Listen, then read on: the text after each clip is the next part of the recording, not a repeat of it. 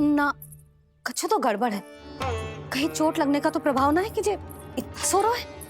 यदि मैया को आपकी अनुपस्थिति का पता चल गया तो क्या करेंगी वो? यशोदा, मुझे लगता है कि तुम्हारा मन आजकल ढूंढने लगो है कि कहीं से तुम्हें चिंता मिल जाए और तुम उसे व्यर्थ में ही ले लो। कहना क्या चाहते हो आप? यही कि तुम्हारा लल्ला कितनी शांति से सो रहा है और तुम यहाँ उसकी चिंता कर रही हो। अरे सुबह की चोट को तो कब का भूल गए हो। तुम ही बताओ, तनिक भी पीड़ा होती इसे तो इतनी शांति से सो पाते हो? ना। तो बस, तो फिर चिंता मत ही करो। मैं रहूंगा ना इसी कक्ष में, ध्यान रखूंगा उसका। तो जे बोलो ना, आपको भी कान्हा के जैसे चादर तान के सोनो। अरे ना, भरी दोपहर में कोई सोता है क्या भला?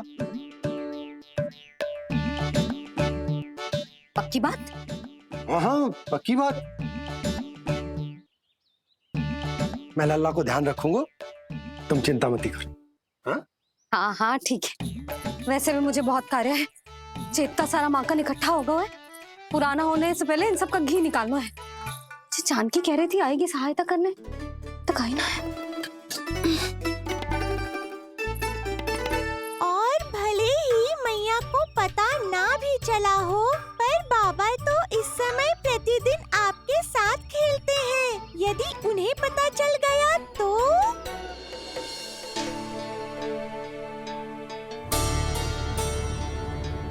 देखा मैया कितनी चिंता करती है तेरी।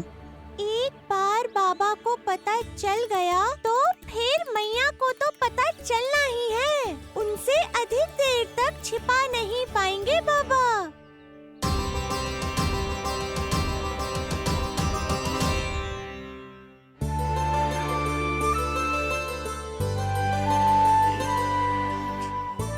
तेरी मैया ने मुझे इतना खिला दियो कि मुझे बड़ी तीव्र नींद आ रही।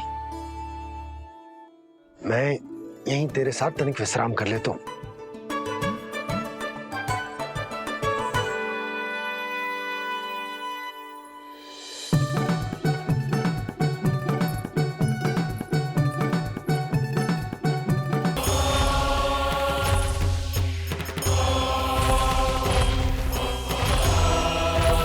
कौन है जो मेरे क्रोध को भड़काने का प्रयास कर रहा है?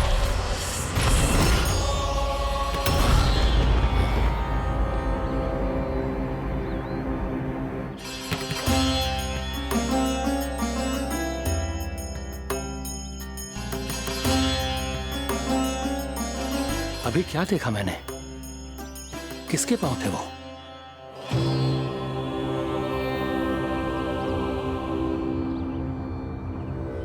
मैं आप सबका कष्ट हरूंगा। मैं अवश्य अवतार लूंगा। मैं अवश्य अवतार लूंगा। श्री कृष्ण के रूप में। श्री कृष्ण के रूप में। श्री कृष्ण के रूप में।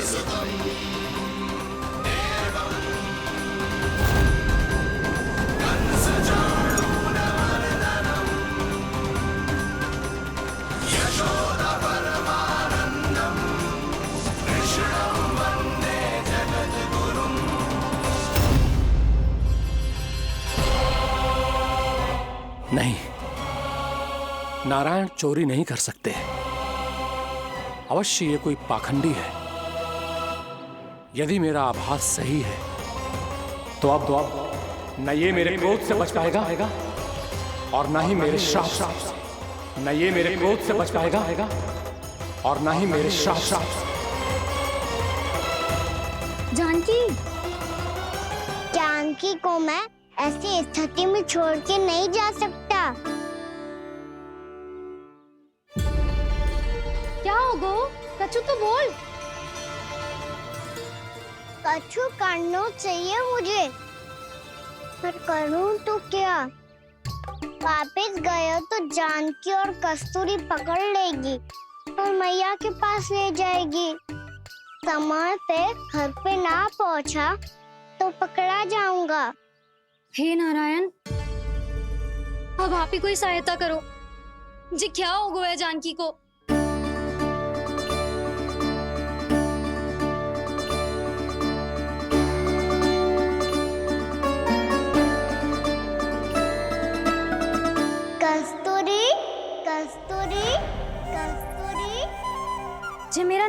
किसने पुकारो? कौन है वहाँ? रानी भाभी, रानी भाभी, तनिक सहायता करो ना। भाभी, जे देखो ना जानकी को क्या हो गया है। जानकी, जानकी, क्या हो गया है? कस्तूरी, तनिक जल लेकर आ। जानकी, क्या हुआ? कहीं आप ये तो नहीं सोच रहे प्रभु कि बड़ी माँ थोड़ी देर में मैया को भी यहाँ बुला लेंगी? हाँ, और तब मैं निश्चिंत होके घर जा पाऊंगा। पर प्रभु, यदि मैया को घर से निकलने से पहले ही पता चल गया कि आप घर पर नहीं हैं, तो क्या होगा?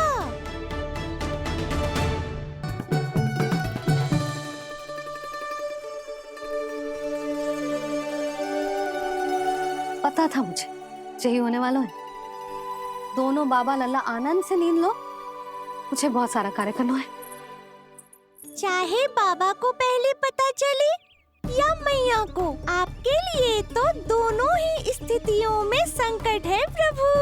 तीनों स्थितियों में बोली, तीसरी स्थिति कौन सी प्रभु? वो भी तो पधार रहे हैं। वो कौन?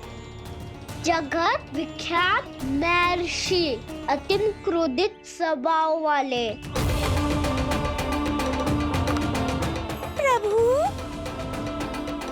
महर्षि दुर्वासा। उनका गुस्सा बहुत खतरनाक है, इतना कि देवराज इंद्र तक नहीं बचे। मेरा ऋषि दुर्वासा का घोर अपमान किया है तुमने देवराज इंद्र। जिस प्रकार से तुमने मेरी वरदान में दी हुई माला को ठुकराया है, उसी प्रकार से तुम्हारा पद तुम्हें ठुकराएगा, और तुम्हारे साथ साथ अन्य सभी देवता भी अपने अपने पदों से नीचे गिरकर श्री विहीन हो जाएंगे। ये मेरा शाप है तुम्हें, ये मेरा शाप है तुम्हें, ये मेरा शाप है तुम्हें।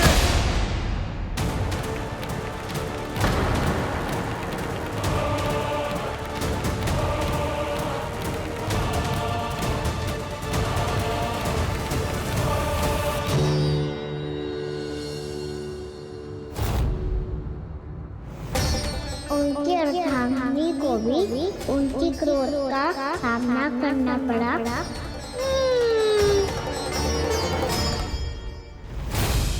तुमने मेरी आज्ञा का अनादर करके मेरे सम्मान को भस्म कर दिया है कदली।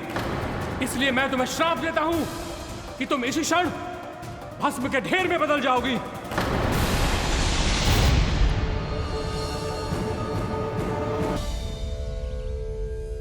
मैं आपकी संवेदनाओं को समझता हूं ऋषिवर, परंतु यदि मैंने देवताओं को श्राप न दिया होता तो समुद्र मंथन भी न होता और उन्हें अमृत भी न मिलता। और अब मेरे श्राप से आपकी पुत्री और मेरी पत्नी कदली फल बनेगी, और श्री विष्णु जी की कृपा से सभी पूजाओं में सबसे अधिक प्रयोग होने वाले फल होने का सम्मान प्राप्त होगा उसे।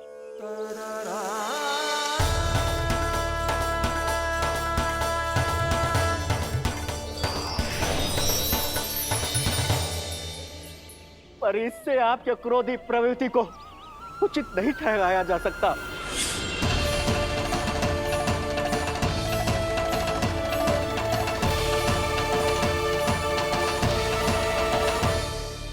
पर प्रभु, आपको उनसे संकट क्यों है? उन्हें थोड़ी ना पता है कि आपने क्या किया है। उनकी तपस्या की शक्ति को कम मत आगो मुरली, उन्हें सब पता चल चुका है। फिर तो फंस गए बुरी तरह से। अब केवल भयभीत ही करोगी, कोई उपाय भी सुझाओगी? प्रभु, इससे पहले कि ऋषि दुर्वासा या कोई और घर पहुँचे, आपको घर पहुँचना होगा, ताकि मैया किसी और पर विश्वास ही ना करे।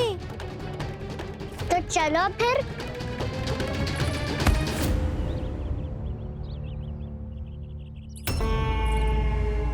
कान्हा, लगी तो नहीं तुझे? बैग तो ऐसे रहता जैसे पीछे कोई चक्रवात आ रहा हो। चक्रवाती आरो है ताऊ, रोड का चक्रवात।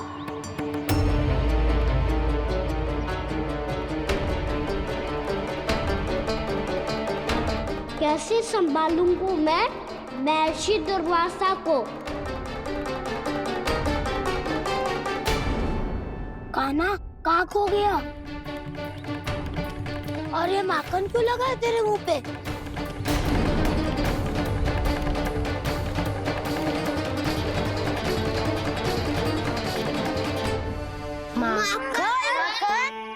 तुम सब यहाँ क्या कर रहे हो? मैंने तुझे चुपचाप घर से निकलते हुए देखा, तो मैं इन सब को एकत्र करके तुझे ढूंढने निकल पड़ा। देखो देखो, उसके मुंह के साथ उसके वस्त्र पर भी माखन लगा है। लगता है माखन खा के ना माखन में डुबकी लगा के आए हो कान्हा। कहाँ से? अकेले अकेले चला गो अपने पक्के सखा से, पूछो तक ना तूने। मुझे भी ले चलता कान्हा, मेरी मैया तो बिना पूछे माखन सुने भी नहीं देती। मुझे ऐसा क्यों लग रहा है कान्हा कि तूने माखन चोरी चुप के खाया है, और वो भी किसी अपरिचित के घर से।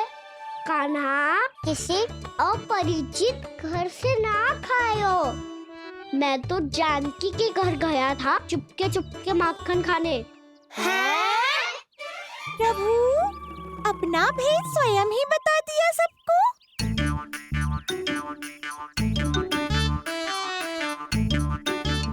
थे कि जानकी का घर खुला था तो मैं भीतर चले गयो। ना पूछे। पर वो तो सो रही थी ना, इसके लिए मैंने माखन बिना पूछे ही खा लियो। इसी को तो चोरी करना कहते हैं कान्हा। चोरी? ताई जी को पता चल जाएगा तो क्या होगा तेरा? कौन बताएगा मैया को? हम बताए या ना बताए, तेरे मुंह और वस्त्रों पे लगा माखन स्वयं ही बता देगा।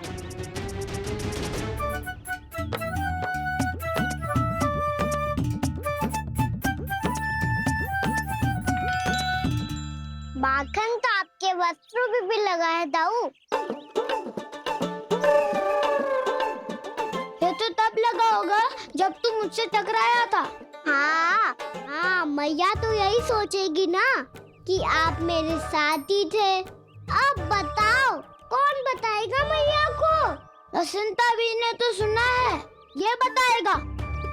सोच ले वसंता, मैया को मेरी बुराई सुन के क्रोध आया तो नाना मैं ना बताऊंगा। जब तक मुझसे सीधे सीधे प्रश्न ना किए जाए तब तक मैं कुछ ना बताऊंगा। यदि यहाँ सत्यवादी मधुमंगल होता तो वो पक्का बता देता। तब तो अच्छा है वो यहाँ नहीं है। मैं बताऊंगा ताई जी को, क्योंकि मुझे ताई जी ने सब सूचना देने को कहा था। कब? सुबह जब मैं ताई जी को पूजा के फूल देने को गया था। सुन, तेरी आंख के सामने कछु उल्टा सीधा हो या कोई अत्यधिक शरारत करे तो सीधे आके मुझे सूचना दियो, समझ गो? ना बताएगो ना तो मैं कान्हा को बाहर भेजने की आज्ञा वापस ले लूंगी। नाना आप आगे वापस मत देना, मैं सब बताऊंगा।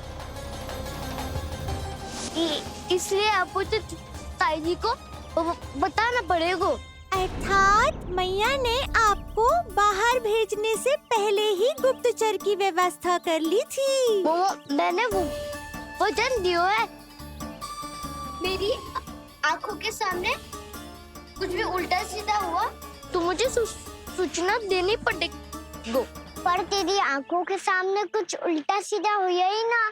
वो बातों में उलझा रखा ना, मुझे बताना चाहिए ना तो अनुचित होगा बलराम। और सखा को फंसाना अनुचित ना होगा, क्यों दाऊ? ये निर्णय मैं कैसे करूं? तो और कौन करेगा? तो और कौन करेगा? कीचड़।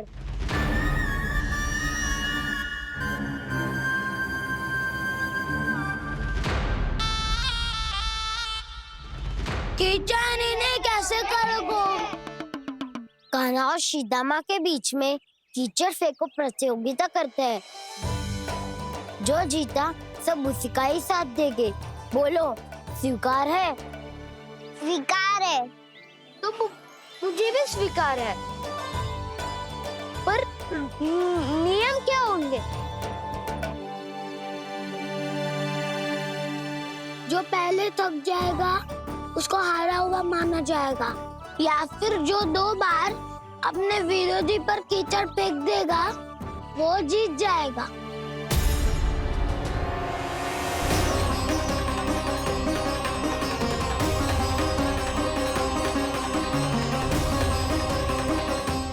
माखन चोरी की घटना के कारण महर्षि पहले ही क्रोधित है। अब कीचड़ से खेलता हुआ देखकर उन्हें और क्रोध न आ जाए। कहना, तेरा ध्यान कहाँ है? खेल आरंभ होने वाला है। अब चुनौती स्वीकार कर ली है तो खेलना तो पड़ेगा ही। तो फिर चलो।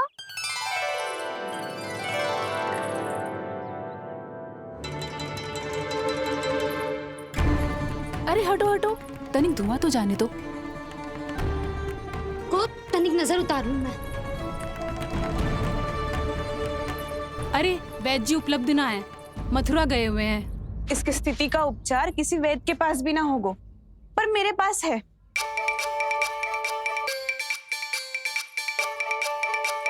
अरे अरे बस करो ये सब। ये अधिकतर समय यशोदा के साथ ही होती है। हो सकता है उसे कुछ पता हो। जा, कोई शीघ्र जाकर यशोदा को बुला ला। मैं बुला लाती हूँ। हाँ हाँ।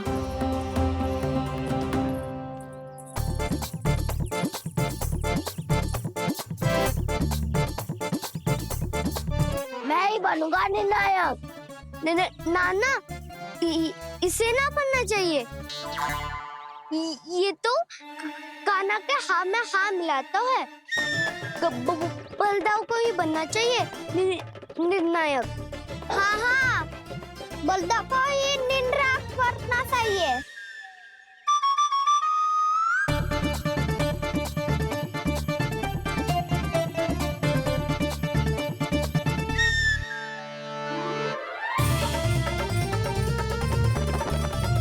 आरंभ करो।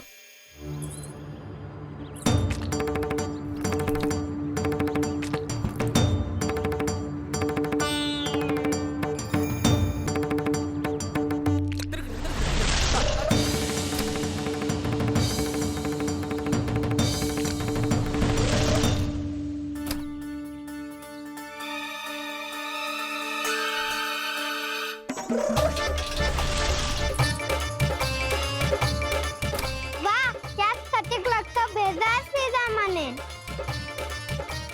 एक बार मैंने भी ऐसे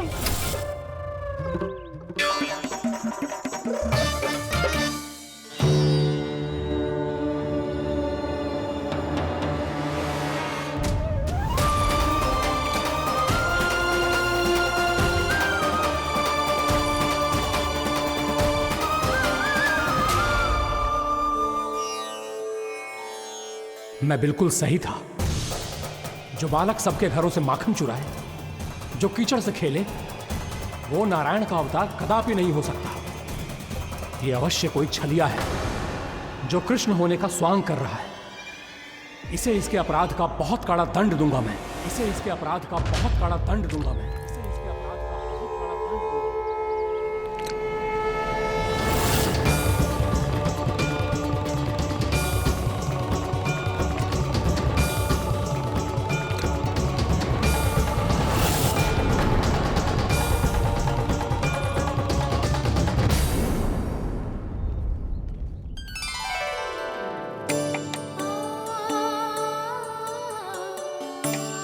घी बनने की सुगंध से दौड़ा चला तो है, जे सोच के कि मैया कछु विशेष बना रही है। तो चे तो अभी तक सो रहा है। बहुत समय होगा है बिना कछु खाए पिए सो गए। जाके उठाती हूँ।